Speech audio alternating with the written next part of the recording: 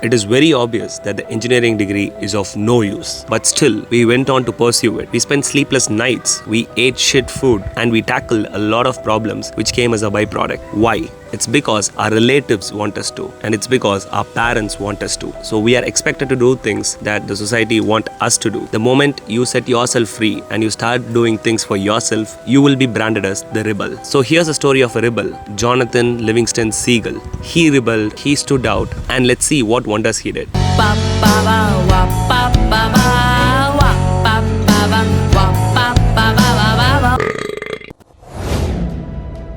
It was 6 in the morning. There lived a seagull called Jonathan Livingston Seagull. While the other birds in the flock were trying to find breakfast, this seagull was flying somewhere higher and somewhere far away from the land and sea. So all he was trying is to fly high. He loves flying, so that is why he was away from the rest of his flock. He didn't feel tired because from the height he was flying, all the other birds were just a mere particle of dust. He loved flying and he loved to show off before them. He was an ambitious seagull. Though he tried an awful lot of times, he couldn't control the speed and he crashed onto the water over and over again, and he got tired, but still he continued. Jonathan was failing over and over, crashing into the sea, but he was too determined that he shouldn't quit. Finally, he learned the trick and he broke the record of how fast a seagull could fly. So he was the fastest seagull ever that the whole flock witnessed. So again, he was showing off to his friends. He was called to the center by one of the elder seagulls. He thought it was for appreciation, but to his surprise, the elder seagull condemned him for his act, for leaving the other birds behind, for his unconventional way of living. So this elder seagull ashamed Jonathan of his behavior, and Jonathan's parents were heartbroken to see the shame that was caused to their son. And finally, Jonathan was banned from the flock and he has to spend the rest of his life alone at the sea. We know Jonathan has already mastered a lot of flying techniques, but still he continued to experiment the different flying techniques. He got a lot of good food, that is fish and insects, from faraway islands and isolated islands. One day Jonathan was flying higher and higher and he met two bright seagulls that was too hard to see with his naked eyes. So he felt the place was heaven, and those two birds led him to another higher plane where Jonathan met Sullivan. Sullivan is a seagull who mastered the art of becoming invisible. So Jonathan got inspired by Sullivan, obviously, and Jonathan wanted to learn the art.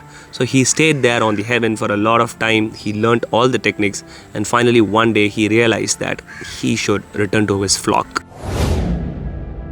So once Jonathan came back to his flock, he met a seagull called Fletcher. So he could sense the same amount of ambition and determination in Fletcher that Jonathan had in himself. So Jonathan decided to train Fletcher about all his flying techniques, and later few birds joined along with him. Finally, there were thousands of birds on the beach trained by Jonathan the Seagull. Everyone was ambitious and everyone loved to fly. So Jonathan the Seagull, who was once outcasted from the flock for doing unconventional thing, is now considered the idol among the young seagulls in the place. So after a few days of training, Jonathan decided to leave, thinking that it is time for him to leave this place and meet the other places around the world to train and create more Fletchers. So he called Fletcher and told him about his decision, and he asked Fletcher to lead the group and asked Fletcher to train the group about his flying techniques. So as he bid goodbye, the other seagulls on the shore could see that Jonathan was shining and he became brighter and brighter, and finally he just disappeared into thin air. After which, Fletcher started training the other birds with his flying techniques, and things went on good for a while.